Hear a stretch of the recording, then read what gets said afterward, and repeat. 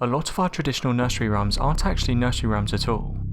They are nonsensical rhymes to amuse children, but many of them have hidden sinister backstories which are far from child-friendly. In this video we count down 5 origins behind nursery rhymes. The London Bridge is Falling Down nursery rhyme is based on one of the most famous landmarks in London.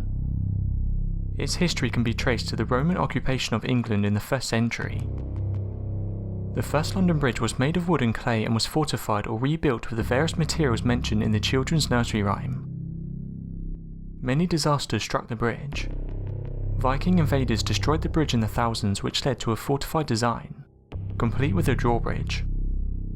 Building materials changed due to the many fires that broke out on the bridge. The roots of the story or poem Jack and Jill are in France.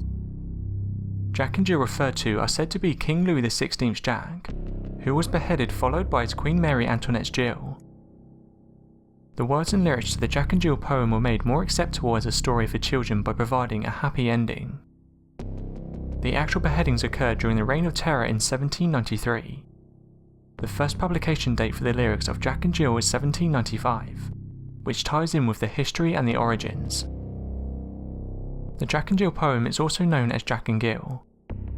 The misspelling of Gill is not uncommon in nursery rhymes, as they are usually passed from generation to generation by word of mouth.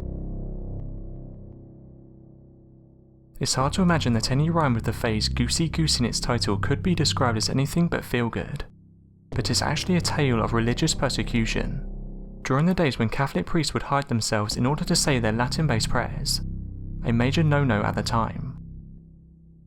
In the original version, the narrator comes upon an old man, who wouldn't say his prayers, so he took him by the left leg and threw him down the stairs.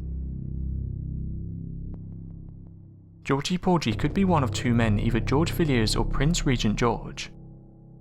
The first was an upstart who wormed his way into the court of King James I. George Villiers was likely a bisexual, who had an intense and fairly well documented attachment to the king. King James was extremely fond of George and gave him money and titles. While there is no definitive proof of a relationship between the two, King James' affection was without doubt. Either way, George still loved the ladies and was rumoured to be fond of seducing noblemen's wives, sometimes without the consent of the ladies in question. This, together with well-known ability to avoid confrontation, makes him a good fit for the nursery rhyme. As much as George Villiers may seem like the perfect candidate, it's more likely to have been based on Prince Regent George. He was enormously fat, notoriously greedy, and couldn't fit regular clothes. He wasn't the sharpest tool in the shed, but he definitely loved the ladies. The last verse might refer to an incident where George attended a bare-knuckle boxing match which left one contestant seriously injured. He ran away and hid himself, afraid of a potential scandal. So Georgie Porgie is really a coward. The origin to the words of the Grand Old Duke of York are believed to date back to the Plantagenet dynasty in the 15th century, and the words of the nursery rhyme are believed to refer to Richard, Duke of York, claimant to the English throne and protector of England and the Battle of Wakefield on December 30th, 1460. The Duke of York and his army marched to his castle at Sandal, where Richard took up a defensive position against the Lancastrian army. Sandal Castle was built on top of a site of an old Norman moat and a Bailey fortress. Its massive earthwork stood 33 feet above the original ground level.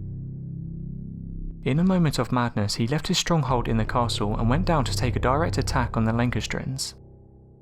His army was overwhelmed and Richard the Duke of York was killed. A similar nursery rhyme is the King of France went up the hill. So that was the origins behind 5 nursery rhymes. Thanks for watching, and don't forget to subscribe for more countdown videos.